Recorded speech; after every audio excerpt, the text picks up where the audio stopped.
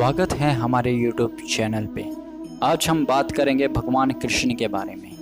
भगवान कृष्ण ने अपने जीवन को जिस तरह से प्रेम, पराक्रम, कुशलता के साथ जिया, उसकी अभी तक लोग मिसाल देते हैं। उन्होंने बचपन में ही अपने दुराचारी मामा कंस का वध किया, फिर अपनी बुद्धिमत्ता व राजनीतिक कौशल द्वारा पांडवों को जीत दिलवाई, हमको अमृत समान कर्म योग ज्ञान दिया अर्थात गीता दी। यदि आज के किसी मनुष्य में सीखने की ललक हो तो वह भगवान कृष्ण से बहुत कुछ सीख सकता है। भगवान कृष्ण का जन्म चमत्कारों से भरा हुआ है। उन्होंने हर बार नए भाव, नई कला व राजनीति के द्वारा समय को अपने पक्ष में कर लिया था। यहाँ श्री कृष्ण की कुछ बातें यदि हम इनको अपने जीवन में उतार लें तो हमें सफलता मिलने से कोई नहीं रोक सकता।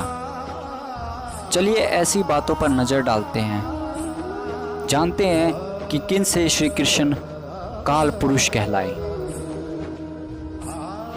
भगवान श्री कृष्ण ने गीता में कर्म योग के द्वारा जो हमें सिद्धांत दिया, उसकी आज के समय में काफ़ी ज़रूरत है।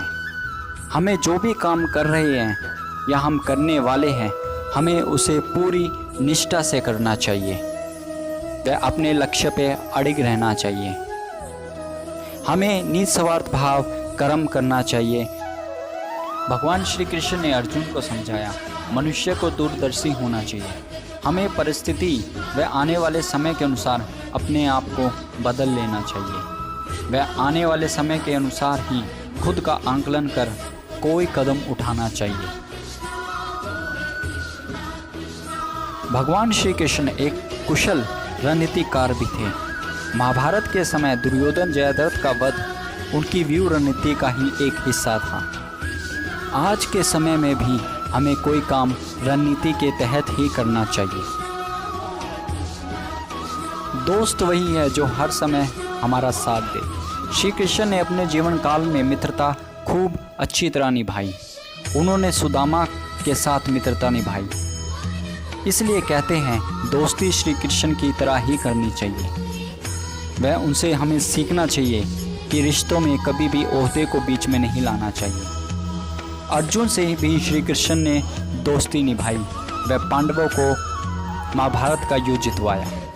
वह साथ ही श्री कृष्ण हमें यह भी सिखाते हैं कि हमें रिश्तों की कदर करनी चाहिए। जहाँ द्रौपदी को श्री कृष्ण ने अपना भाई माना, तो वहीं श्री कृष्ण ने भी द्रौपदी से अपने रिश्ते को निभाया।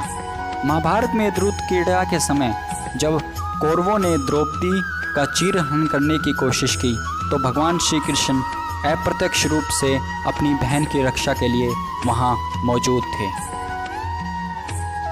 श्री कृष्ण हमें सिखाते हैं मुसीबत के समय या सफलता न मिलने पर हमें हिम्मत नहीं हारनी चाहिए। इसकी बजाय हमें परिस्थिति को जानकर आगे बढ़ना चाहिए, वह परिस्थिति का सामना करना चाहिए।